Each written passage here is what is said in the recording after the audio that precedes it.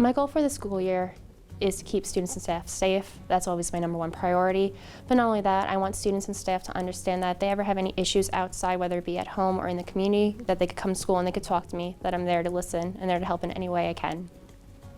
Officer Mallory Beresny is one of 8 Bristol, Tennessee police officers now working within city schools as a school resource officer.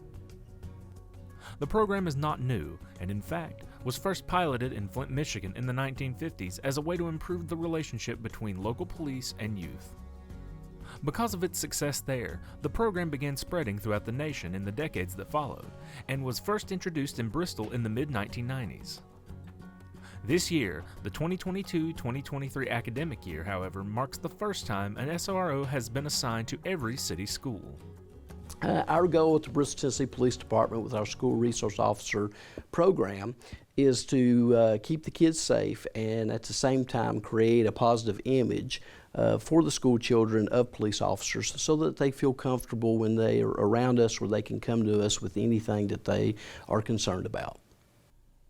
Managing the program is Lieutenant Greg Brown, a 26-year veteran of the city's police department who served many years as a watch commander for the Patrol Division's night shift. Now assigned to the Community Policing Division, he is responsible for overseeing community events and programs designed to form positive relationships between police officers and those they serve. School resource officers work under his leadership not only to enhance school safety, but to serve as positive role models for Bristol's youngest residents. Well, it was extremely important to ensure that the kids are safe. Our kids within our community are all safe, and putting an SRO in all of the schools helps ensure their safety. The program itself is kind of threefold. We have 3 pillars, or the triad, that NASRO, the National Association for School Resource Officers Association, they recommend, is that we put people in the schools, or officers in the schools, 1, to educate kids, and 2, to mentor them, and 3, to make sure that they're safe. And so it's extremely important that we choose the right people to not only keep the kids safe, but to be a positive role model and can speak to the kids and make the kids feel comfortable that they can come to them with just about anything. They can come to them if they don't feel good. They can come to them if they're being bullied. But it's an extremely important program for the school system. SROs serve an important role in the school, and we wear many different hats, some of those being a law enforcement officer first off, an informal counselor or mentor, and an educator in law enforcement related topics. We juggle these 3 things, and that's actually a national model that we go by. A typical day for me, I will get in a little before the students. I will grab a cup of coffee, I'll go to my office, I'll wait for a few kids to come and kind of check in with me. I will ask them about their day, maybe something that they did over the weekend, something fun, anything they really want to talk about. As Lieutenant Brown explained, the success of the program depends on finding the right officer for the job.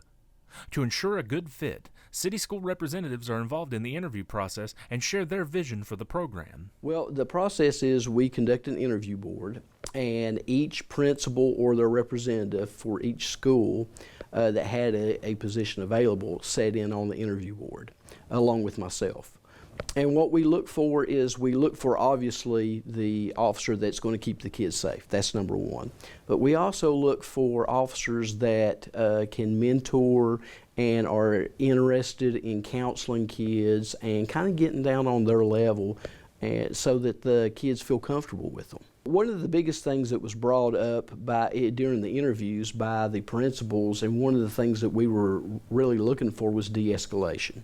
Can they de-escalate? Because when it comes to kids and it comes to people's children, a lot of times emotions run high, and sometimes it takes a calmer voice to come in and just kind of settle everything down so that people can talk and they can work out their differences, or work out some things that were going on in the school as well. So the biggest thing was de-escalation and their communication skills. They've got to be able to talk to teachers, faculty, parents, students. They have to be able to communicate to all 3 of those and be able to adjust accordingly. Well, after 14 years of being a school resource officer at the middle school, when I first got in, I was a little bit naive and wasn't really understanding, the job.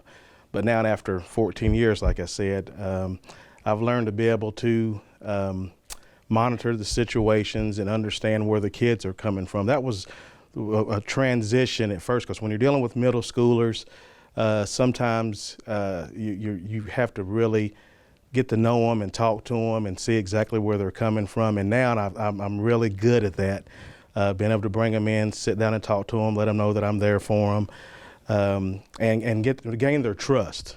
I like to start my school day off monitoring the car line, and while I'm doing that, I feel like I can open doors and greet the kids as they get out of the cars, and also greet the parents, and that way I'm building some kind of relationship with the parents and the kids. A good day at school is when the kids show up with smiles on their faces, ready to learn, have fun, and when they leave with smiles on their faces at the end of the day, excited to come back next one. I try to be a good role model for the kids a couple different ways. One of which I will go sit in on their classes with them and participate in their class assignments.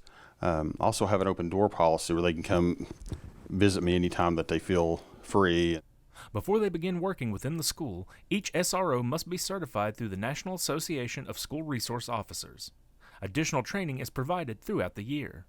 The first thing that's required is they have to complete the 40-hour basic SRO school, which we sent them to in Blount County, just below Knoxville. It was the nearest school, so we got them certified. So they also went to alert training, which is advanced law enforcement rapid response training. It's basically an advanced active shooter training that is put on by the FBI and the alert people, which is out of Texas. It's one of the premier schools. It's recognized by NASRO, the National Association of School Resource Officers, and so we sent them to that as well.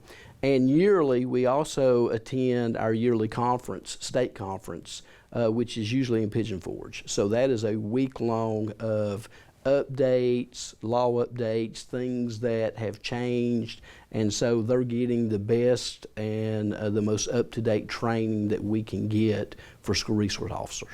I chose this role because, believe it or not, before I got into law enforcement, I actually was wanting to be a teacher, and obviously I didn't take that route. But this gave me the opportunity to do a little bit of both. I get to teach a little and counsel and informal counseling. And I still get to do the law enforcement side, so it's something I enjoy doing, and I plan on to continue doing it for a while. And while the SRO program is now in schools throughout the nation, Lieutenant Brown said the Bristol program is unique because of the unique qualities of the individuals who were chosen for this important role. We have seen throughout the country in various years a lot of programs that didn't do so well, and for that, the reason behind that was because a lot of the officers were older, they were kind of retired on duty, they were at the end of their careers, and that's not what we wanted for our program. We did get younger, energetic officers and officers with specialties. We have the first ever SWAT member that's an SRO this year. We have a SRO that's getting ready to go to EOD bomb school. We have an SRO that is on our hostage negotiating team. So we are looking for the best and the brightest to protect our community's most valuable asset, our children.